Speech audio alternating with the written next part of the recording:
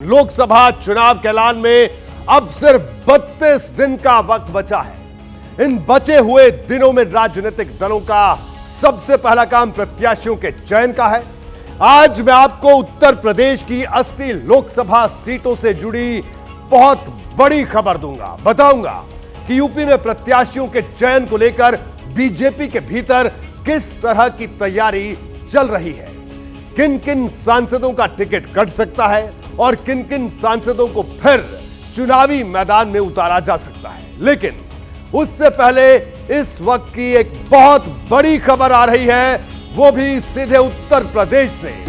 जी हां, इस वक्त की बड़ी खबर यूपी से। इस वक्त की बड़ी खबर बीजेपी से गठबंधन पर राष्ट्रीय लोकदल की बात शुरू हो चुकी है। आरएलडी जो कि समाजवादी पार्टी के साथ इंडिया गठबंधन में है, बीजेपी नेताओं से जयंत चौधरी मिले हैं। सूत्रों के हवाले से खबर आ रही है पश्चिमी यूपी की 3 सीटों पर बात हुई है। इस वक्त की बड़ी खबर, राष्ट्रीय लोकदल और भारतीय जनता पार्टी के बीच में बातचीत शुरू हुई है।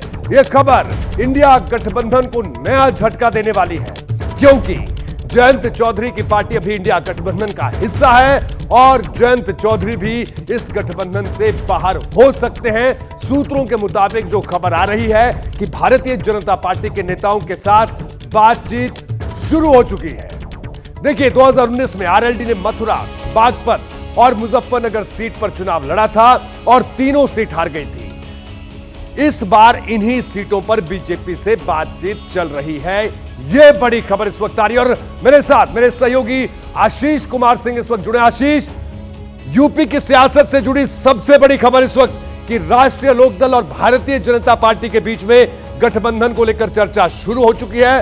वो आरएलडी जो समाजवादी पार्टी के साथ इंडिया गठबंधन में है और सपा ने सीटें भी दे दी हैं आरएलडी को, उसके बावजूद बड़ी खबर। आशीष। जी हाँ, बिल्कुल रोहित, आप बहुत बड़ी खबर आज ब्रेक कर रहे हैं और ये बहुत बड़ी बात है कि बीजेपी के साथ आरएलडी के नेता, आरएलडी के अध्यक्ष जयंत चौधरी की बाकायदा बातचीत शुरू हो गई है। हमें टॉप सोर्सेज बताते हैं कि उनकी बीजेपी के शीर्ष नेताओं के साथ मुलाकात भी हुई है और इसके पीछे की 2-3 वजह बताई जा रही है। विजिबिलिटी ऑफ कोर्स, लेकिन मुझे आरएलडी के जो सोर्सेज हैं वो ये बता रहे हैं कि कहीं ना कहीं अखिलेश यादव चाहते हैं कि मुजफ्फरनगर हो, कैराना सीट हो, इन सीटों पर आरएलडी के टिकट पर, आरएलडी के सिंबल पर समाजवादी पार्टी के नेताओं को लड़ाया जाए। इसको लेकर के भी बड़ी नाराजगी रोहित। और इसके पहले इंडिया अलायंस में जिस तरह से फूट हुई है, जिसकी बात आप कर रहे हैं, नीतीश कुमार निकल गए, ममता बनर्जी ने साथ में जाने से मना कर दिया, आगे का कुछ सिर पैर है नहीं। इसके बाद ये बातचीत शुरू हुई और ये बहुत बड़ा झटका लग सकता है इंडिया अलायंस को। RLD in direct talks with BJP. संभव है कि आरएलडी अब अगली पार्टी हो जो इंडिया अलायंस से बाहर निकल करके एनडीए के साथ अलायंस में, बीजेपी के साथ अलायंस में पश्चिमी उत्तर प्रदेश में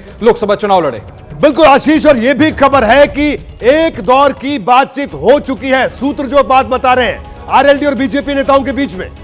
जी हाँ, बिल्कुल। और इसमें एक बहुत शीर्ष नेता का हाथ है, उसका नाम अभी डिस्क्लोज करना शायद रोहित ठीक नहीं होगा, आप अच्छी तरह जानते हैं। बाकायदा बीजेपी के बड़े और शीर्ष नेताओं के साथ एक राउंड पर्सनल मुलाकात के साथ बातचीत हो गई है। अब सिर्फ बातचीत फोन पर सीमित नहीं है, दोनों पक्षों के नेताओं की बातचीत आपस में मिलकर के शुरू हो गई है। बिल्कुल आशीष, तो ये बड़ी खबर इस वक्त की उत्तर प्रदेश के लिहाज से कि आरएलडी और बीजेपी का गठबंधन हो सकता है। बातचीत शुरू हो गई है।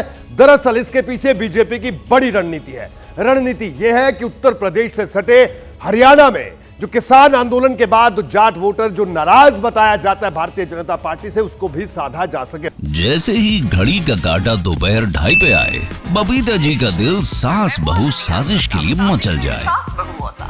और ये है इनकी बहू, पूरे दिन ऑफिस की टेंशन हो जाए गॉन जब ये करें अपना फेवरेट शो फ्री टाइम पे ऑन। इनकी तरह आप भी देखिए अपना फेवरेट शो अपने टाइम पर और डाउनलोड कीजिए एबीपी लाइव ऐप अपने स्मार्ट टीवी पर।